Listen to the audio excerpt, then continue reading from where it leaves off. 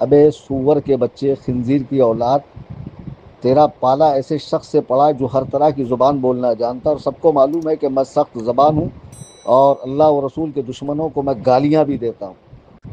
تیرا وہ حرام۔ اہل سنت والجماعت سے تعلق رکھنے والے تمام معزز ناظرین، السلام علیکم ورحمۃ اللہ وبرکاتہ۔ جیسا کہ آپ سب جانتے ہیں کہ ابھی کچھ دن پہلے رضاخانی مذہب کے گالی باز اور چیلنج باز مناظر صوفی کلیم رضوی نے چیلنج کیا تھا، اور اس میں اس نے یہ کہا تھا کہ یا تو میرے گھر آ جاؤ مناظرہ کرنے کے لیے، یا جہاں جہاں میرے پروگرام ہے وہاں آ جاؤ، اور بھی کچھ باتیں کہی تھیں۔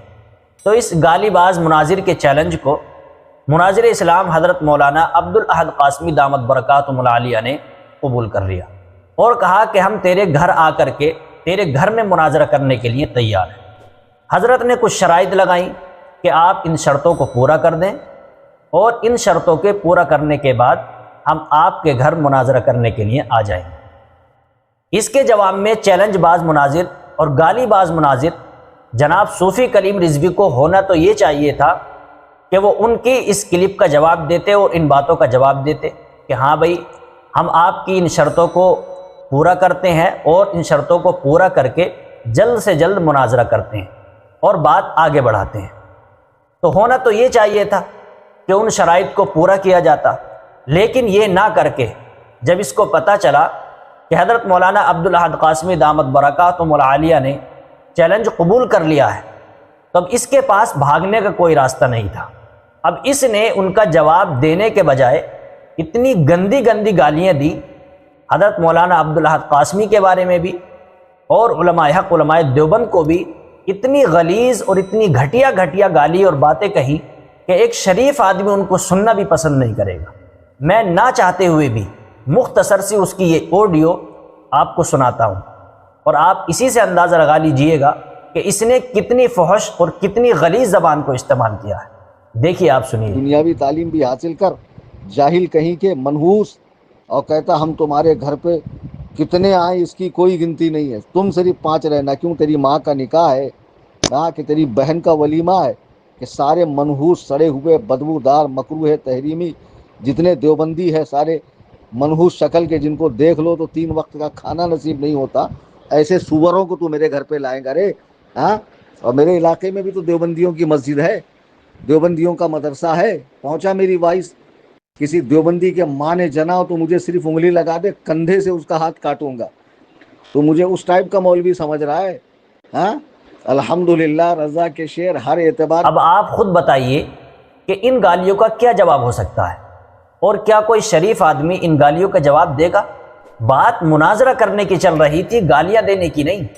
اس گالی باز کی اس آڈیو کا جواب حضرت مولانا عبدالاحد قاسمی دامت برکاتہم العالیہ نے کیا دیا ہے، وہ آپ حضرت ہی کی زبانی سماعت فرما لیجیے۔ رحمۃ اللہ وبرکاتہ۔ محترم بھائی، آپ نے جو کلیم رضوی کی یہ ویڈیو بھیجی ہے، یہ اور بھی کئی حضرات نے بھیجی، ہمارے پاس پہنچ چکی تھی پرسوں ہی، لیکن اب آپ بتائیے اس کا کیا جواب دیا جائے۔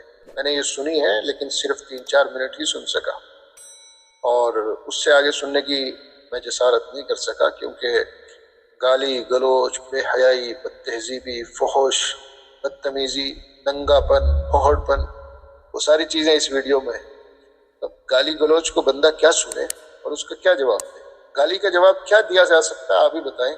کوئی بھی شریف آدمی میں گالی کا کیا جواب دیا جائے؟ گالی کا جواب تو گالی ہوتا ہے۔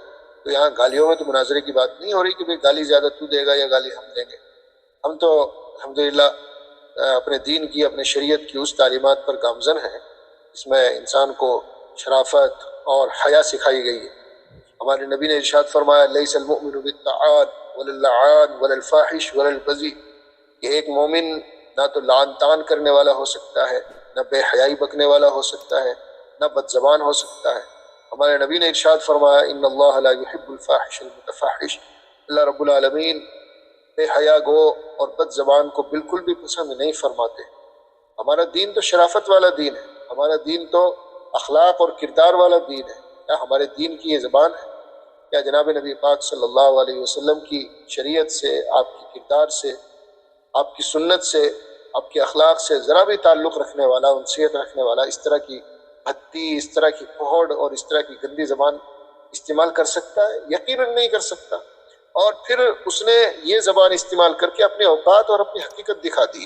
جس کی زبان اتنی گندی ہے اس کی حقیقت کتنی گندی ہوگی، اس کی عادتیں کتنی گندی ہوں گی، اس کے دل میں کتنی گندگی بھری ہوئی ہوگی، اس کے دماغ میں کتنی نجاست اور غلاظت اور رذالت بھری ہوئی ہوگی. اس نے خود بتا دیا ہے کہ بھئی میرے اندر تو یہ نجاست اور غلاظت اور گندگی ہے. اب دیکھ لو تم میرے سے اگر اس گندگی اور اس نجاست اور اس غلاظت میں مقابلہ کر سکتے ہو تو آ جاؤ.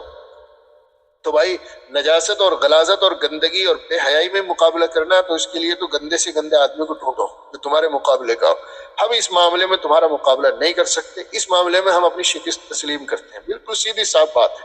گالی باز گالیوں میں مناظرہ تم جیت گئے، بے حیائی میں مناظرہ تم جیت گئے. بریلویوں کو یہ فتح مبارک ہو. بدتمیزی کے اندر، بے شرمی کے اندر، ننگے پن کے اندر، پہوڑ پن کے اندر مناظرہ تم جیت گئے. ہم گالیوں کا جواب گالیوں سے نہیں دے سکتے. فارسی زبان کا مشہور شعر ہے، دشنام اگر دہد خسی سے چارہ نبوت بجو شنیدن، گر پائے کسے سگ گزیدہ با سگ نہ تواں عوض گزیدن. کہ اگر کوئی کمینہ کسی شریف آدمی کو گالی گلوچ کرنے لگے تو اس کے پاس بیچارے کے شرافت سے سننے کے علاوہ اور کیا چارہ ہو سکتا ہے. یہ تو نہیں کہ وہ بھی کمینہ بن جائے، اپنی شرافت چھوڑ دے، کمینگی پہ اتر آئے اور وہ بھی اسے جواب میں گالی گلوچ کرنے لگے. اور مثال سے سمجھایا کہ بھائی ذرا سمجھو کہ اگر تمہارے پاؤں میں کتے نے کاٹ لیا تو وہ تو کتا ہے، کتا تو کاٹے گا، تو کیا اس کے عوض میں تم بھی کتے بن کے اسے کاٹو گے؟ ظاہر سی بات ہے کہ ہم کتے نہیں بن سکتے. اگر کسی نے کتا پن دکھایا اور کتے پن پہ اتر کے ہمیں کاٹ لیا تو ہم کتے نہیں بن سکتے. اللہ نے ہمیں انسان بنایا ہے، ہم تو انسان رہنے پہ ہی راضی ہیں.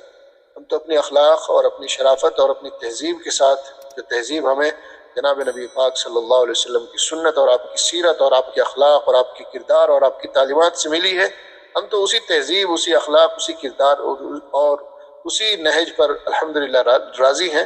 اور اللہ رب العالمین سے دعا کرتے ہیں کہ اللہ رب العالمین مرتے دم تک ہمیں اپنے نبی کے انہی بلند اخلاق، کردار اور شرافت اور تہذیب پر قائم و دائم رکھے اور باقی رکھے. مناظرہ کرنا، علمی اعتبار سے مناظرہ کرنا نہ اس کی اوقات ہے، نہ اس کی بس کی بات ہے اور نہ اس سے ہو سکتا ہے. کہ ہم نے پہلے ہی کہہ دیا تھا کہ گالیاں گلوچ کرے گا اور دنیا جہان کی باتیں بنائے گا، لیکن مناظرہ نہیں کر سکتا. نہ اپنے گھر پہ کر سکتا ہے، نہ یہ کہیں اور کر سکتا ہے کہ فلاں جگہ میرا جلسہ ہو رہا ہے وہاں کیوں نہیں آتے. خدا کے بندے، وہاں تو خود مہمان ہے. مہمان کو کیا شرعی اعتبار سے، کیا شرعی اعتبار سے یا اخلاقی اعتبار سے یا قانونی اعتبار سے مہمان کو یہ اختیار ہے کہ مہمان میزبان کے یہاں میزبان کی اجازت کے بغیر یا میزبان کی دعوت کے بغیر کسی کو بھی بلا لے؟ میزبان نے تو مجلس سجائی جلسے کے لیے، مہمان کہہ رہا ہے کہ نہیں میں تو اس مجلس کو مناظرے کی مجلس بناؤں گا. تو اگر ایسا ہے تو میزبان بھی تو کہے نا، میزبان دعوت دے، میزبان اعلان کرے، تو پھر تو بات معقول ہے. ایسے کوئی مناظرے ہوتے ہیں؟ مناظرہ بچوں کا کھیل سمجھ لیا ہے. اس طریقے سے اگر مناظرہ کرنا ہے تو ہم بھی اپنی تاریخیں دے دیں. ہم بھی جہاں جہاں ہم جائیں گے جلسوں میں، پروگراموں میں، تقریر کرنے جہاں ہم جائیں گے تو ہم بھی اپنی تاریخیں متعین کر دیں اور تاریخیں سے مطلع کر دیں اسے. تو کیا یہ آ جائے گا؟ کیا اس کی اوقات ہے؟ 5 تاریخ میں ہمارا جمنا نگر ہریانہ کے اندر پروگرام ہے. اسی طریقے سے ابھی کل ہمارا جودھ پور میں پروگرام ہے. یہاں سجان گڑھ میں ہمارے 7-8 پروگرام، اور بھی کئی جگہ ہم لوگ چھوٹے موٹے ہمارے جلسے چھوٹے بڑے جتنے بھی ہیں جہاں ہم جا رہے ہیں. تو کیا یہ آ جائے گا وہاں پہ؟ کیا اس کی ماں نے اسے دودھ پلایا ہے وہاں پہنچ جائے گا؟ اس کی اتنی حقیقت ہے، اتنی ہمت اور اتنی جرأت ہے کہ پہنچ جائے گا. اور اب تو کہتے ہیں اگر گھر پہ، ہمارے ہی گھر پہ آنے کا اسے شوق ہے تو آ جائے، جب چاہے آ جائے. پھر اپنے لیے کیوں شرطیں رکھتا ہے مجھے پولیس پروٹیکشن دو؟ بھائی پھر جب تجھے آنا ہی ہے، بغیر شرطوں کے آنا ہے، ہماری شرطیں تجھے بری لگی ہیں تو بغیر شرطوں کے تو بھی جہاں چاہے آ جا. ہمارا گھر سہارنپور میں ہے، وہاں آ سکتا ہے. ہمارا گھر سجان گڑھ میں ہے، یہاں آ سکتا ہے. ہمارے جلسوں میں آ سکتا ہے، جہاں چاہے وہاں آ سکتا ہے. جب چاہے آ جائے، ہمیں فون کر کے اطلاع دے دے کہ میں آ رہا ہوں. اب انشاءاللہ استقبال کی تیاریاں کر لیں گے، آ جائے.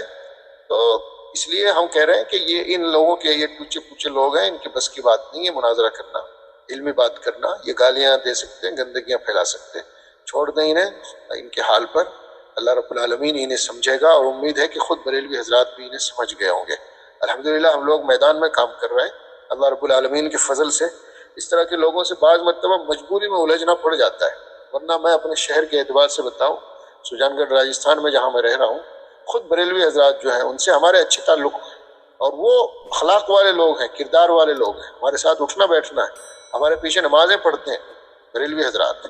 کیونکہ وہ جانتے ہیں کہ یہ کافر والا کھیل یہ زیادہ دن نہیں چلنے والا ہے اب، اور چل ہی نہیں رہا ہے۔ کون مانتا ہے ان کے فتووں کو کہ سلام نہ کرو، رشتہ داریاں نہ کرو، ان کی شادی میں نہ جاؤ، ان کے بیاہ میں نہ جاؤ، ان کے قریب نہ لگو۔